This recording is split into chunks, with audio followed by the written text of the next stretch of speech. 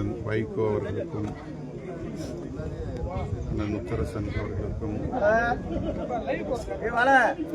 சண்முகம் அவர்களுக்கும் அண்ணன் ஜி.கே. வாசன் அவர்களுக்கும் அண்ணன் கே.எஸ். அழகிரி அவர்களுக்கும் அண்ணன் ஏ.சி. சண்முகம் அவர்களுக்கும் இன்னும் பல முன்னணி தலைவர் பெருமக்களுக்கும் என்னுடைய நன்றியை உரித்தாக்கிக் கொள்கிறேன். அதேபோல் வாழ்த்துச் செய்தி அனுப்பியிருக்கிற சூப்பர் ஸ்டார் ரஜினிகாந்த் அவர்களுக்கும் என்னுடைய மனமார்ந்த நன்றியை உரித்தாக்கிக் கொள்கிறேன். தொலைபேசி வாயிலாக தொடர்பு கொண்டு வாழ்த்துக்கள் தெரிவித்திருக்கிற விடுதலை சிறுத்தைகளின் பொறுப்பாளர்களுக்கும் கட்சிக்கு அப்பாற்பட்ட பெயர் ஆளுமைகளுக்கும் நண்பர்களுக்கும் நன்றியை தெரிவித்துக் கொள்கிறேன். இன்றைக்கு விடுதலை சிறுத்தைகள் கட்சியின் சார்பில் தமிழ் தேசிய எழுச்சி மாநாடு உளுந்தூர்பேட்டையில் நடைபெறுகிறது. தேர்தலுக்கு முன்னரே இந்த மாநாட்டை நடத்துவதாக நாங்கள் அறிவித்தோம். தவிர்க்க முடியாத காரணங்களால் தள்ளி வைக்கப்பெற்று இன்றைக்கு நடைபெறுகிறது. சாதி ஒழிப்பு, மதச்சார்பின்மை, மாநில சுயாட்சி, இந்திய அளவில் தேசிய இனங்களின் ஐக்கியம் என்கிற அடிப்படையில் தமிழ் தேசியத்தை விடுதலை சிறுத்தைகள் கட்சி முன்னிறுத்துகிறது. மதவழி தேசியத்திற்கு மாற்று மொழிவழி தேசியமே என்பதையும் அரசமைப்பு சட்டத்திற்கு உட்பட்டு சுதந்திரம், சமத்துவம், சகோதரத்துவம் ஆகியவற்றை வென்றெடுப்பதற்கு மதசார்பற்ற தமிழ் தேசியமே அதற்கான சிறந்த வழி என்பதையும் உரத்து சொல்லுகிற மாநாடாக இந்த மாநாடு இன்றைக்கு ஒருங்கிணைக்கப்படுகிறது. தோழமை கட்சிகளில் இருந்து யாரையும் இந்த மாநாட்டுக்கு அழைக்க இயலவில்லை.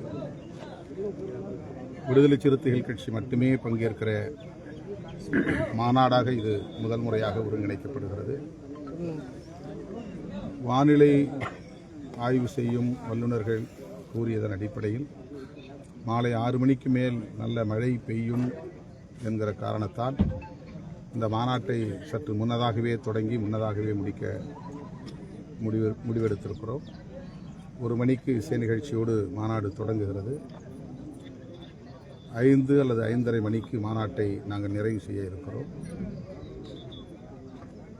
மாநாட்டு தீர்மானங்கள் வாசிக்கப்பட்ட பிறகு கட்சியின் முன்னணி தலைவர்கள் 5 பேர் உரையாற்ற இருக்கிறார்கள். அவர்களை தொடர்ந்து நான் நிறைவாக பேச இருக்கிறேன். ஏறத்தாழ 13 தலைப்புகளில் மாநில உரிமைகள் தொடர்பாக தமிழீழம் உள்ளிட்ட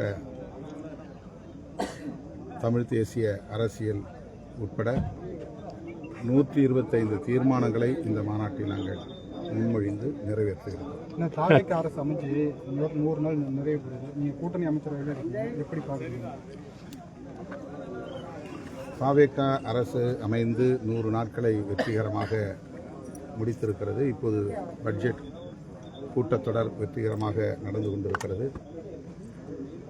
தமிழ்த்தாய் வாழ்த்துக்குத்தான் தமிழ்நாட்டில் அனைத்து நிகழ்ச்சிகளிலும் முதலிடம் என்கிற முன்னுரிமையை வழங்கி தீர்மானம் நிறைவேற்றிய முதல்வருக்கு இந்த நேரத்தில் நான் நன்றி சொல்ல பாராட்ட கடமைப்பட்டிருக்கிறேன்.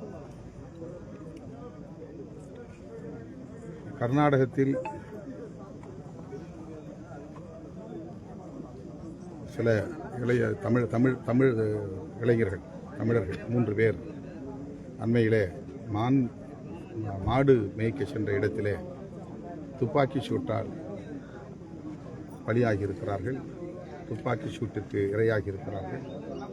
இது மிகுந்த கவலை அளிக்கிறது. இந்த போக்கை கண்டித்து முதலமைச்சர் அவர்கள் அறிக்கை வெளியிட்டிருப்பது ஆறுதல் அளிக்கிறது. தொடர்ந்து இப்படி வனத்துறையினர் தமிழர்களுக்கு எதிரான துப்பாக்கிச் சூடுகளை நடத்தி வருவது அவ்வப்போது நடந்தேறியிருக்கிறது. ஆகவே இதை தடுப்பதற்கு முதலமைச்சர் உரிய நடவடிக்கைகளை மேற்கொள்வார் என்று நான் நம்புகிறேன். அதேபோல அமுதன் என்கிற கல்லூரி மாணவன் அடித்தே கொலை செய்யப்பட்டிருக்கிறார். கல்வி நிறுவனங்களில் கஞ்சா உள்ளிட்ட போதைப் பொருட்கள் புழக்கம் இருக்கிறது என்பதை இந்த சாவு உறுதிப்படுத்தியிருக்கிறது. எனவே இது குறித்து விசாரணை நடத்துவதற்கு முதல்வர் ஆணையிட வேண்டும். தொடர்புள்ள யாராக இருந்தாலும் அனைவரையும் கைது செய்து உரிய நடவடிக்கை எடுக்க வேண்டும் என்றும் வலியுறுத்துகிறேன். அதேபோல திருவொற்றூரில் ஒரு மாணவர் கொல்லப்பட்டிருக்கிறார். கல்வி நிறுவனங்களில் மாணவர்களுக்கிடையிலே மோதல், படுகொலை என்று நடப்பது அதிர்ச்சி அளிக்கக்கூடியதாக இருக்கிறது. புதிய இளைய தலைமுறையினரின் பேராதரவோடு ஆட்சிக்கு வந்திருக்கிற நம்முடைய முதலமைச்சர் அவர்கள் இந்த இளம் தலைமுறையினரின் பாதுகாப்புக்காக, நல்வாழ்வுக்காக கூடுதலாக கவனம் செலுத்தி உரிய நடவடிக்கைகளை மேற்கொள்ள வேண்டும் என்றும் இந்த நேரத்தில் நான் கேட்டுக்கொள்கிறேன்.